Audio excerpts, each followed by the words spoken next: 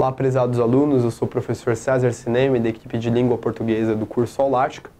E hoje nós vamos discutir essa que talvez seja uma matéria que assiste muitos alunos desnecessariamente, que é a redação. Hoje nós vamos abordar, na nossa primeira revisão, a estrutura do texto dissertativo, apresentando para vocês um modelo padrão. Lembre-se, se há um modelo padrão, pode haver pequenas variações em relação a ele, embora a gente sempre recomende que você o tenha memorizado. Esse padrão exige que você crie pelo menos 4 parágrafos identificados dentro das chaves, que você pode observar aqui, dentro da sua redação. Lembre-se que cada um deles tem uma função lógica dentro do texto. O primeiro, claro, chama-se introdução. Ele deve apresentar obrigatoriamente 2 partes distintas, separadas por pontuação, parte A e parte B. Considere como sendo a parte A da sua introdução a contextualização do tema. Você nunca pode abordar o tema de uma forma direta, posicionando-se em relação a ele. Primeiro, sempre contextualize. E há 2 maneiras de contextualizar. Contextualização atual, que é sempre obrigatória, sempre vai ser feita, e a contextualização histórica, que vai depender do tema. Procure sempre criar as 2 contextualizações quando o tema permitir. Sempre que você conseguir, crie essas 2. A redação costuma ficar melhor se você encaixa assim. Já a parte B, você pode observar, é a apresentação da tese, que é onde você vai se posicionar sobre o tema proposto pela banca examinadora. Nesse momento, você realmente apresenta o seu ponto de vista que vai permear o restante da sua redação. O desenvolvimento da sua redação pode seguir 2 modelos distintos. Primeiro desenvolvimento, que é o seu segundo parágrafo, pode apresentar um desenvolvimento associado ao contexto, você pode falar um pouco mais do contexto, dar uma base maior para ele, ou você pode apresentar um pouco mais a sua tese, já passar para a defesa de tese. Isso é um pouco relativo, isso vai depender do quanto você se sentir familiarizado com o tema. Embora grande parte das melhores redações que a gente observa hoje em dia apresente o modelo partindo do A, comentando um pouco mais do contexto, fundamentando um pouco mais dele.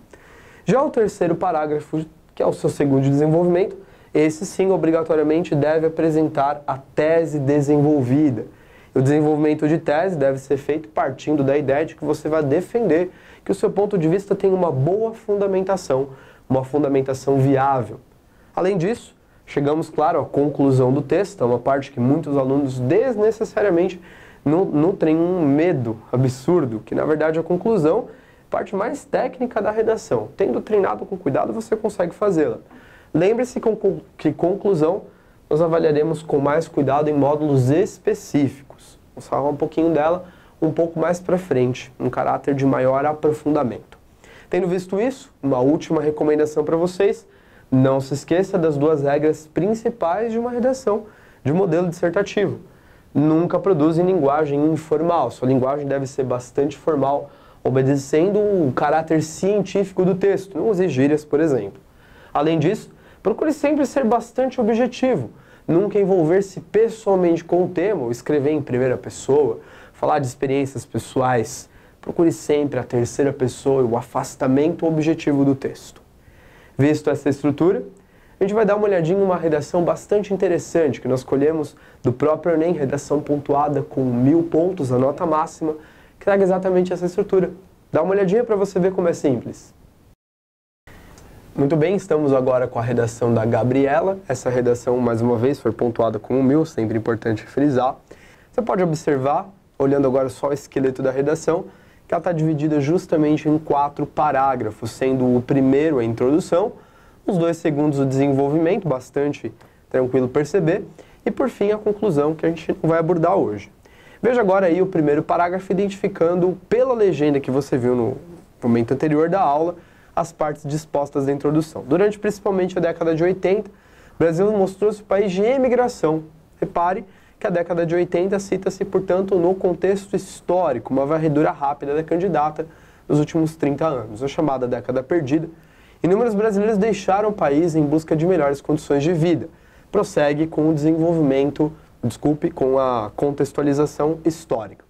No século XXI, ela avança agora para a contextualização atual. Um fenômeno inverso é evidente, a chegada ao Brasil de grandes contingentes imigratórios. Repare, então, essas 3 pontuações em A, indicando, respectivamente, 2 contextualizações históricas e uma atual. No entanto, as condições precárias de vida dessas pessoas são desafios ao governo e à sociedade.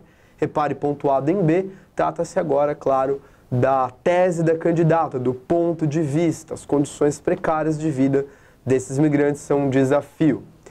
O segundo parágrafo, primeiro parágrafo de desenvolvimento, vai apresentar uma abordagem, um recorte que desenvolve um pouco do contexto, aborda um pouco o contexto histórico atual. Veja aí, a ascensão do Brasil ao posto de uma das 10 maiores economias do mundo, importante fator atrativo aos estrangeiros, contextualização atual. Embora o crescimento do PIB nacional, segundo previsões, seja menor em 2012, o país mostra um verdadeiro aquecimento nos setores econômicos. Contextualização atual bastante evidente. Evidentemente, no próximo parágrafo, você percebe agora a tese da candidata melhor afirmada. Veja aí. Esse aspecto contribui para a construção de uma imagem positiva e promissora do Brasil, o que favorece a imigração, a vida dos imigrantes no país. Entretanto, existe uma diferente e crítica faceta: a exploração da mão de obra e a miséria. Veja nesse caso, bastante claro, a candidata mostra o motivo pelo qual ela acredita que a vinda desses migrantes é um desafio. Dessa forma, a gente pode dizer que se trata do desenvolvimento de tese da candidata. Como você viu nessa excelente redação, mais uma vez pontuada 1000 pontos, é sempre bom frisar, o que se destaca é a estrutura do texto. Nenhuma banca pede para você criatividade, as bancas examinadoras avaliam a capacidade técnica de fazer o texto. Tendo a estrutura bem dominada, você tende a fazer uma excelente redação. Lembre-se, o desenvolvimento é uma parte onde você deve colocar os seus argumentos que você adquire nas aulas de geografia, história, filosofia e sociologia do nosso curso. Mas a argumentação em si sempre estará subordinada a um bom padrão de escrita, um bom esqueleto que você acabou de ver na nossa aula e viu também na redação nota 1000 do Enem. E dito isso, tenho certeza que hoje, uma revisão curta, você relembrou bastante coisa, bastante ponto importante para a redação do Enem, e eu sei que praticando-os você tende a conseguir uma excelente nota, sem dúvida nenhuma, 1000 pontos. E é isso, pessoal, agradeço a atenção de vocês, até o próximo vídeo, um grande abraço.